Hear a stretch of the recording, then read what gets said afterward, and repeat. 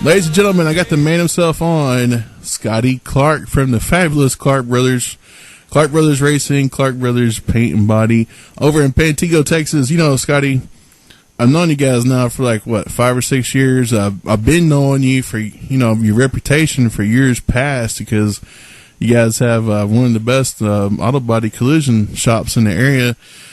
And I read some stuff the other day on Facebook, and I just have to ask, is this a practical joke? Are you guys doing some late April Fools on us? What the hell's going on over there? I don't know. It sure looked like it. When we posted that, right after I posted that, I almost want to go throw up. But it's just one of those deals where you just spend money trying to go faster and make things better, and it you kind of get in a little bit of debt, and you don't see an end in it and inside, and you just keep trying to do things the right way, and it finally kind of it gets to a point where you got to say, hey, I got to stop this, before we get in trouble on the deal.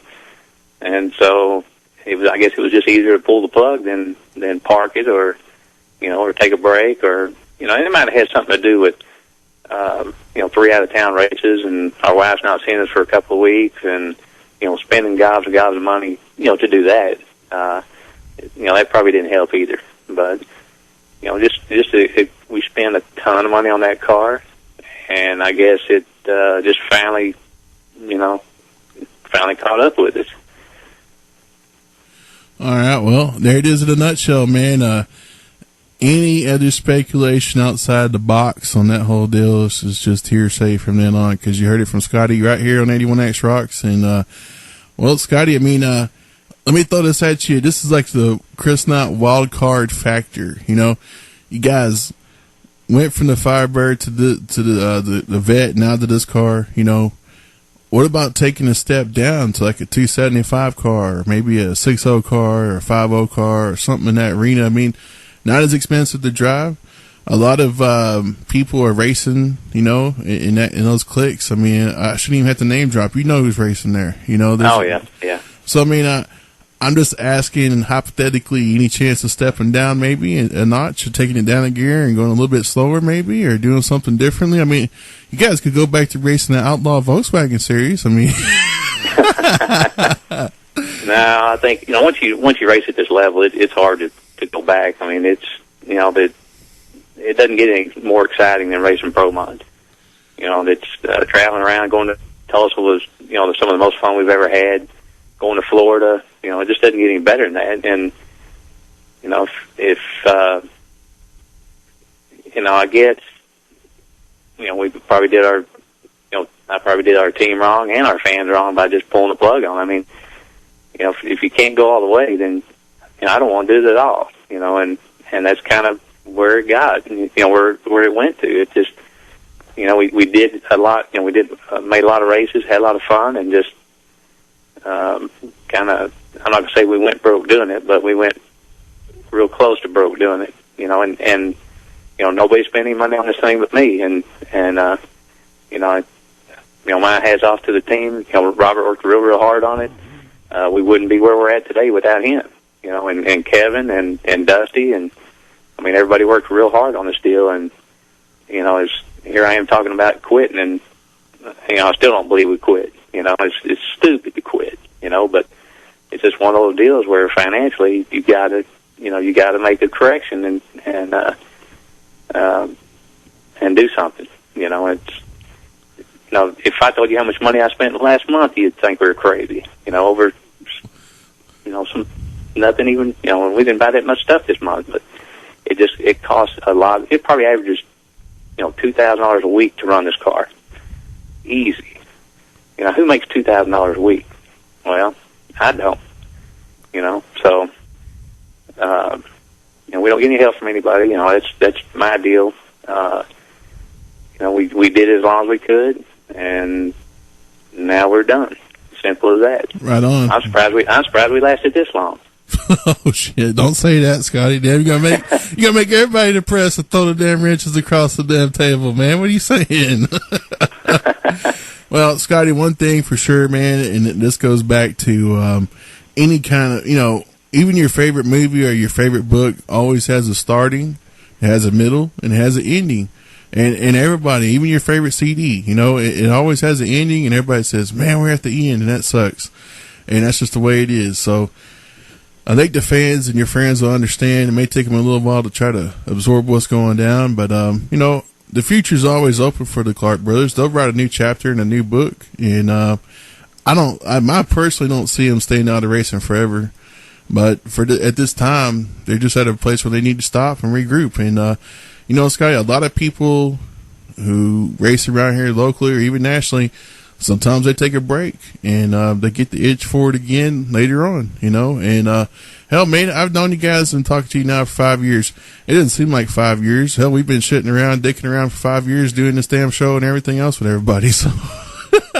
You know, who knows in 5 years, you know, the Clark brothers are back and ready to kick everybody's ass. I'll tell you what, Scotty, what you should do is go ahead, put everything on mothballs and just wait for everybody else to go broke too, then come back and race all the slow cars. No,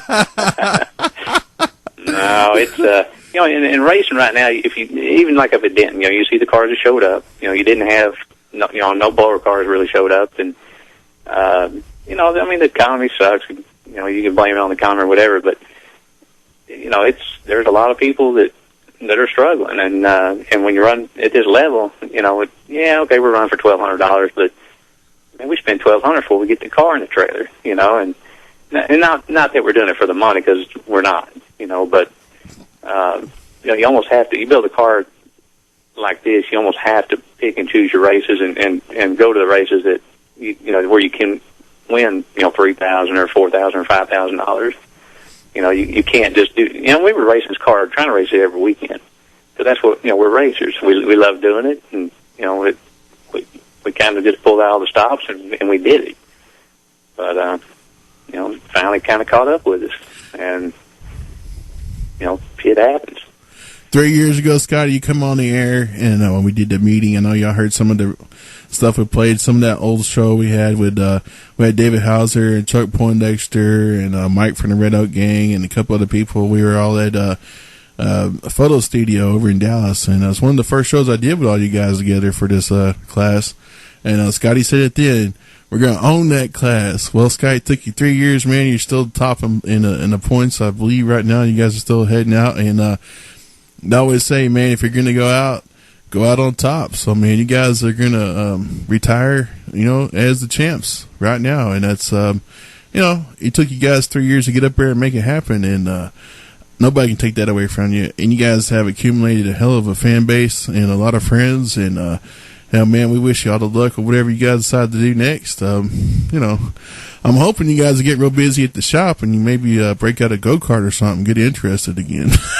Hey, no, believe me, we're not disinterested in it. It's just, you know, it's like one of those deals where you know you got to take a break and you know regroup and you know see what happens next. Okay, man. Well, we'll do something, but we just don't know what yet. I understand, Scotty. I do. Well, you guys, tough. It was tough for Scotty to call in tonight. When we talked earlier, he was kind of nervous, I could tell, and but he pushed through it, man. Scotty, anybody that you want to thank in closing here, and we'll get you off here, and we'll open up the phone lines. Anybody wants to call in and send a dedication or a shout out to the Clark brothers. And we're recording the show right now. We're going to have it up on YouTube in the morning. So if you missed it, you know, you got in a little bit late, you can hear everything that Scotty said and heard it from the horse's mouth, so to speak. Anybody you want to thank? Anybody you want to send a shout out to? Anything, Scotty? Oh yeah. I mean, you know, we want to thank Little Money for helping us out. I mean, he was the whole you know reason we were able to take it to this level. You know, all his connections and knowledge and everything that and hard work that he did. You know, worked magic with this car.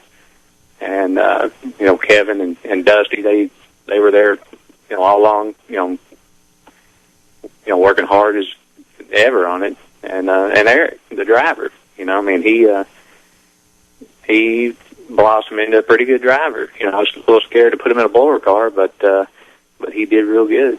So, you know, we kind of had a magical team. And, you know, I think if maybe we would have slowed down, maybe it would have been different, you know, but, you know, hey, we might do something later. You know, it's, you hate to bust a team up like this, but, you know, the weight on my shoulder is pretty tough, pretty heavy. But and we'll get over it. We'll do something later.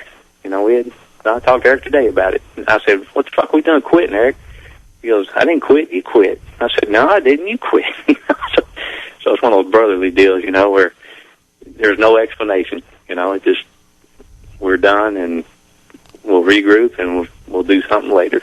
Yeah, I said this before. I said this the other night when I was talking to somebody about this, Scotty. When you're fighting with your brother, it's not like fighting with your wife or your kids or your boss or your neighbor. You're liable to say some crazy things to your brother that you wouldn't say to anybody else. I mean, I'll shoot you with this BB gun. I mean, you just say some crazy things to one another because that's your brother. I mean, you guys grew up together, and things happen, between brothers. And sometimes, and it's crazy like this.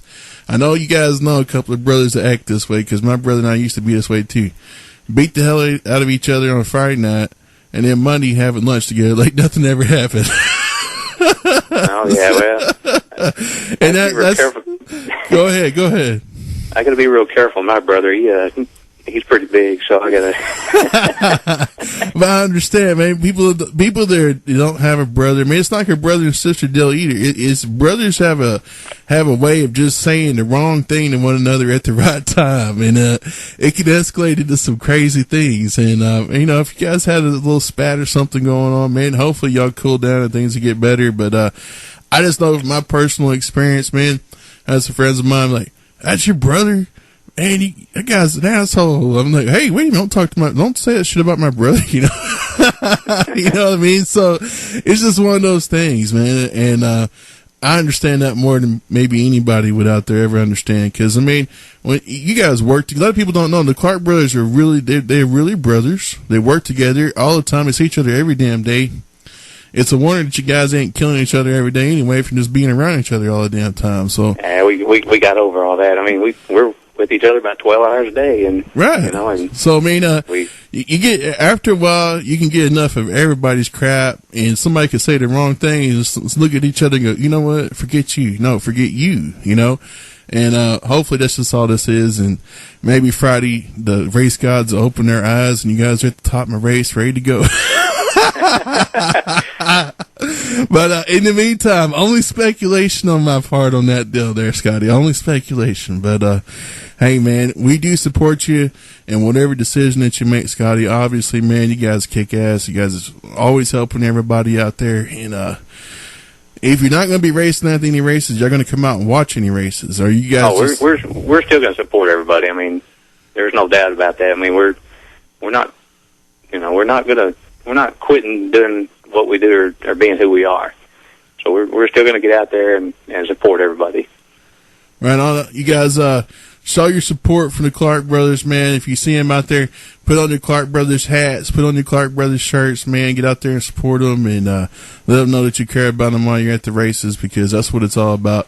These men right here and this team have supported all kind of things here locally, and you won't find any better people right here. Scotty, you guys always have my deepest respect, and I'm very sorry that you're going through all this right now, but hope things get better for you, and I hope that you stay in touch with us. And, man, you missed one hell of a race the other night between Doug and Bent, and it was crazy, man. It was like they were like 60-foot times or right on, dead on, and it was one off the tree, basically, man. I mean, we had like a matchup the other night of, like you see on those DVDs, Tony Christian and racing the old school times, like, you won't believe this next race. It was crazy, So it was like head to head all the way down the track. And, we definitely missed you guys out there the other night, but we didn't. The fastest time the other night was a 4:42. That was from Cowboy. Yeah, okay, so we show up and we're running 390s. Now, how good is that? That class with the people that showed up is exactly what it was designed to be. Topmas for the fast cars. This class is, and I wish I could have made that race because I bet it was good. Right, but I mean, nobody ran. What my point was telling you this, and my point, you guys, earlier was playing that old show with Randy. I'm talking about what this class was started as. A lot of things escalated the past couple of years with some egos and things, and I'm not saying this to single out the Clark brothers or anything, because you guys have been chasing all this for many, many years. Well, a lot of people did step up their game in this class, and you're right. It was never meant to be this fast. You know what I mean? So there wasn't a whole handful of really fast cars out there the other night, but there were some good cars out there running some 460 times, 442 times. I mean, it wasn't crazy like 390s coming in the box, you know. You know, right. So I mean, I thought there was some good racing the other night, some good close races, and you know, David Hauser made his first race that night, and you know, he was trying to get some stuff ironed out. So I mean, there wasn't anybody out there going incredibly fast, but there was some good racing, and that's what it's all about. And the fans ate it up like catfish, man. They were out there applauding everybody, having a good time. So you guys definitely missed out on a good race. When will be the next race we'll see you guys at? You going out to Topman this weekend? You guys going to hang back at the shop? What's going down? I'm going to try to make that race, and you know, if y'all see us out again, it'll be with some ex-Alanabi car that weighs 2,100 pounds. All right. That's you know, that's going to be next. You know, if there is a next, that's next. You know, no more heavy cars. No more being in the middle of the pack. You know, no more picking on slow cars. You see us again, we're going to have a lighter car that'll run faster than what we got now.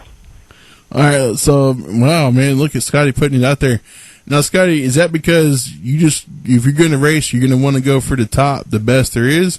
Are you bored with local racing? I mean, what's the point of saying that? I'm just asking. Well, I mean, you know, we go, well, I'm not knocking any organization right now, but, you know, they're all struggling. Right. But, you know, our cars, you know, it's too fast for automatic Pro Mod and too slow for Topma. You know, so we're always kind of stuck in the middle. So, you know, we need to, drop back, regroup, and figure out how to make it better. All right. So, and it's. I'm not saying that's why we're doing this. I'm just saying that, you know. No, man. What you're doing is you're establishing. What Scotty's saying is, if he does come back, that's how he wants to come back. That's what he's saying. He's not saying anything other than that. This is just talking. You know, just talking around here having a beer. well, I mean, Scotty, let me ask you this. You guys running 390, that's competitive in top, my man. I mean, running 4.0 is competitive in top. I mean, but it's not 380s. Okay, it's not 380s, you know, but it's not 380s. If you can't run 380s, you need to stay home. Wow. Wow. Wow. No, and I didn't say that. I'm just kidding. All right. Well, you know, Scott, I'm going to ask you a tough question. You don't have to answer it because you're a nice guy, okay? And I told you, I promise I'll try to keep it in the middle of the road, but this is kind of slipping here in fast gear for you. Now, you say that and someone like Chuck Poindexter gets out there, you know, and he's won a couple of races. I mean, he's not the fastest guy on the block, but, I mean, he runs a top. I mean, what he's counting on is somebody having a mishap on the end of the lane, you know. Well, right. I mean, that's the way we've always raced. You know, we've always showed the top with a slow car. And when you get lucky, it's great. You know, when you take out one of the fast cars, it's, you know, it adds a lot of excitement, you know, to what you're doing. And we went to, been racing for 3 or 4 years now, trying to do that. Right. You know, then we go ahead and step it up a little bit. You know, now we got a car that, you know, they still got to mess up before we can beat them, you know, but. Look at Scotty. Scotty just said, look, man, I'm tired of breaking all this shit, man. Oh, Scotty, I feel your pain in your voice. I really do, man. I mean, I really understand what you're saying here. I mean, I really do. I understand what you're saying. Now we just got to get some bills paid off and get, you know, slow down, reorganize, and evaluate it. Okay, all right. You know, I think Robert posted the car for sale on his website, and you know, I didn't put up on any website anywhere, but he did, and you know, we got some guy that's already sent us a deposit on it. So, you know, who knows what's going to, you know, transpire there? But you know, well, I mean, you guys could put it out there just like Randy says. I mean, he didn't intentionally want to sell the car, but if you got the money and want to buy it, you know, I mean, right? I mean, yeah, I mean, here's what it costs. It's going to take that to get rid of it, and if you want to pay a penny less, guess what? I'll keep it and go racing. Right, I understand. You know, so yeah, we'll dare this guy to buy it. And I already told him today. I said, I don't care if you buy it or not. You know, but we'll see what happens. All right, man. Well, you know, if it wasn't for sale, it shouldn't have been posted up for sale. That's for damn sure. But now that you guys got a little fish on the line, it may open up a different door. I mean, you know, one door shuts, one door opens, man. Well, it gets you out of debt. It pays some bills. It gives you a little, you know, spending money to evaluate what your next step is. All right, now since you said this, guy, I got to ask you though. If you're going to go in the lighter weight car, and obviously you're alluding to an ADRL situation. So, I mean, would you give up racing locally altogether and just hit that? No. All right. No, this stuff's traveling expenses will kill you. You know, when you're trying to, you know, get 4 or 5 people moved around across country and people having to take off from their jobs and stuff, it's, you know, yeah, you might hand pick a race here and there, but it's too hard. You know, we don't have the funds to travel and race like that, no. Yes. And ADRL is struggling too. So, you know, it would still be a local deal, and then pick and choose a few races here and there. All right, now pick and choose, like you're talking like those big races that y'all were, like the Tulsa deal and Mike Hill's race and the Florida thing, you know, where they're having a big pot, you know, $500 entry type deal. Right. Well, it'd be stuff like that. I mean, it's gotcha. You know, like I said, we don't know what we're going to do yet. It's like I said, right now, yeah, we're done. You know, gotcha. that's the latest deal. We're done. You know, you evaluate things after that. All right. Well, hey, you guys, Scotty opened up the door to a lot of possibilities. Been as honest as he could with us tonight, and we do appreciate you calling in, Scott. Thank you so much for taking time to call in. And as always, the Clark brothers own this class right now. Scotty, one in points. Hey, man, tell everybody at the shop what's up, man, and you guys regroup. If you got an update of what's going on, you know, we're always here ready to take your call. If you guys see them at the races this weekend, go over and shake their hand, man. The Clark brothers kick ass. Thanks for calling in tonight, Scott. Okay, thanks. All right, good night.